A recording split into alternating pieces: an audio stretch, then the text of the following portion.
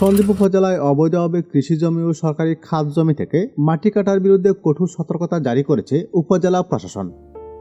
কোনো ধরনের বৈধ অনুমতি ছাড়া বেকু মেশিন ব্যবহার করে মাটি খনন ও অপসারণের ঘটনা লক্ষ্য করা যাচ্ছে বলে জানানো হয়েছে।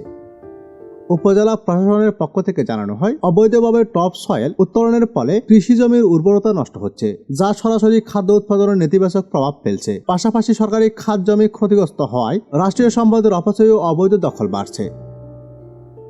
এ বিষয়ে জারি করা সতর্কতা নোটিশে বলা হয়, বালুমহাল ও মাটি ব্যবস্থাপনা আইন 2010 অনুযায়ী অবৈধভাবে মাটি উত্তোলনের দায়ে সর্বোচ্চ 2 বছর পর্যন্ত কারাদণ্ড বা 10 লাখ টাকা পর্যন্ত অর্থদণ্ড অথবা উভয় দণ্ডের বিধান রয়েছে। একই সঙ্গে অবৈধ কাজে ব্যবহৃত বেকু মেশিন, ট্রাক্টর ও ট্রাম্পার জব্দ করা হবে। এছাড়া সরকারি খাত জমি থেকে মাটি কাটা বা দখল করাকে গুরুতর অপরাধ হিসেবে উল্লেখ করে নোটিশে বলা হয়, এই ধরনের অপরাধের ক্ষেত্রে ভূমি আইন ও দণ্ডবিধি সহ প্রযোজ্য ফৌজদারি আইনে কঠোরতম ব্যবস্থা গ্রহণ করা হবে। উপজেলা প্রশাসন স্পষ্টভাবে জানিয়েছে, সন্দ্বীপে অবৈধ মাটি খননের সঙ্গে জড়িত ব্যক্তি, বেকু মেশিন মালিক ও অপারেটরদের বিরুদ্ধে কোনো ধরনের ছাড় দেওয়া হবে না এবং নিয়মিত অভিযান পরিচালনা করা হবে। নোটিশে সন্দ্বীপ উপজেলার সকল বেকু মেশিন মালিক, অপারেটর ও সংশ্লিষ্টদের অবিলম্বে অবৈধ মাটি কাটা বন্ধ করার নির্দেশ দেওয়া হয়েছে।